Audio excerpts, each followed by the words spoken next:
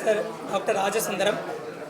I'm a surgical oncologist, cancer surgeon, director for Gleneagle Cancer Institute, Gleneagle LCT.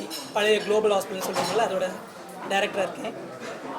So இங்கே உங்களை எல்லோரும் எது கூப்பிட்டோன்னா இது வந்து புற்றுநோய் அறுவை சிகிச்சையில் இது ஒரு பெரிய மைல்கல். கேன்சர் சர்ஜரியில் வந்து ரொபாட்டிக் யூஸ் பண்ணி சைட்ரோடக்டிவ் சர்ஜரி அண்ட் ஹைபெக் அப்படின்னு கம்ப்ளீட்டாக பண்ணுறது வந்து யாருமே பண்ணலை. ஸோ இது வந்து எப்படின்னா உலகத்திலே முதல் தடவையாக பண்ணியிருக்கோம். மற்ற இடத்துல கூட உலகத்தில் மற்ற இடத்துல கூட பண்ணலை. இது சைட்ரோடக்டிவ் சர்ஜரினா என்னென்னா அப்டமனில் கேன்சர் ரொம்ப பரவி இருந்துச்சு அப்படின்னா, ஃபார் எக்ஸாம்பிள் ஒவேரியன் கேன்சர், ஒரு appendicular cancer, or stomach cancer, or colon cancer, இதெல்லாம் வயிறில் ரொம்ப பரவி இருந்துச்சுன்னா முன்னாடி வந்து ஒன்றுமே பண்ண முடியாது, இறந்து போயிடுவாங்கன்னு சொல்லுவோம். இல்லாட்டி கீமோதெரப்பி கொடுப்போம். கீமோதெரப்பி கொடுக்கும் சர்ஜரி பண்ணுவோம். ஸோ அது 3 வருஷம் நல்லா இருப்பாங்க. அதுக்கப்புறம் திரும்ப வியாதி வந்துடும்.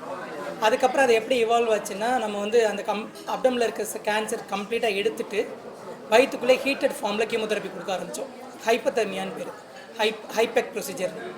ஸோ சைட்ரோடக்டிவ் சர்ஜரி அண்ட் ஹைபெக் அப்படின்னு பண்ணும்போது ரிசல்ட்ஸ் வந்து இன்னும் பெட்டராக இருந்துச்சு. பேஷண்ட்ஸ் வந்து மோர் தென் 5 இயர்ஸ் நிறைய பேர் உயிரோடு வாழ ஆரம்பித்தாங்க. அதுக்கப்புறம் என்ன ஆச்சுன்னா, இதை வந்து இப்போ லாஸ்ட் 1 இயர் முன்னாடி ரொபோட்டிக் சர்ஜரி நிறைய பண்ண ஆரம்பித்தோம். ஸோ இந்த ஹைபெக் சர்ஜரியில் வந்து என்னென்னா, நம்ம வந்து ஃபுல்லாக அப்டமன் ஓப்பன் பண்ண வேண்டியிருக்கும். நம்ம ஃபுல்லாக அப்டமன் ஓப்பன் பண்ணும்போது ரிகவரி கொஞ்சம் லேட் ஆகும், பேஷண்ட் கொஞ்சம் பெயின் இருக்கும், ஹர்னியா ஃபார்மேஷன் இருக்கலாம். ஸோ இது வந்து நாங்கள் 10 வருஷமாக பண்ணிகிட்ருக்கோம். இதை வந்து ஏன் ரொபாட்டிக்கில் பண்ணக்கூடாது அப்படின்னு யோசித்தோம்.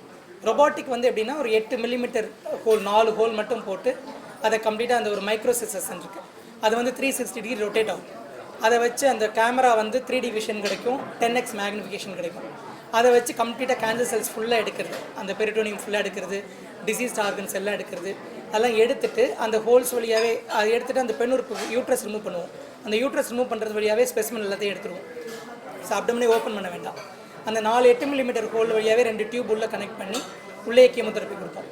உள்ளே கீமோதெரப்பி கொடுக்கும்போது கம்ப்ளீட்டாக அந்த கீமோதெரப்பி நல்லா சர்க்குலேட் ஆகும் 1.5 ஹவர்ஸ்க்கு. அதுக்கு மீதி இருக்க கிருமிகள் எதுவும் இருந்தாலும், அதை கேன்சர் செல்ஸ் எதுவும் மைக்ரோஸ்கோபிக் ஸ்கெல்ஸ் எதுவும் இருந்தாலும் அதை கம்ப்ளீட்டாக க்யூர் பண்ணிவிடும். அதுக்கப்புறம் அதை நல்லா வாஷ் பண்ணிவிட்டு மிஷின் க்ளோஸ் பண்ணிவிடுவோம். இதில் என்ன அட்வான்டேஜ்னா, பேஷண்ட் வந்து recovery is very quick. Next டேவே நார்மலாக எழுந்திரிச்சு உட்காந்துருப்பாங்க, நடப்பாங்க. அண்ட் நெக்ஸ்ட் டே நார்மலாக சாப்பிடுவாங்க. அதுக்கப்புறம் they will get discharge in 4th day. So இது வந்து பட் எல்லா பேஷண்ட்டுக்கும் இது பண்ண முடியாது. கேஸ் செலெக்ஷன் ரொம்ப முக்கியம். நிறைய டிசீஸ் இருக்கவங்களும் பண்ண முடியாது. இந்த PCI இண்டெக்ஸ் சொல்லுவோம், அது வந்து 7 to 10. அந்த மாதிரி கொஞ்சம் வால்யூம் டிசீஸ் கம்மியாக இருக்கும், கீமோதெரப்பி கொடுத்து நல்லா கரைஞ்சி டிசீஸ் வால்யூம் கம்மியாக இருக்கவங்களுக்கு தான் அதை பண்ண முடியும்.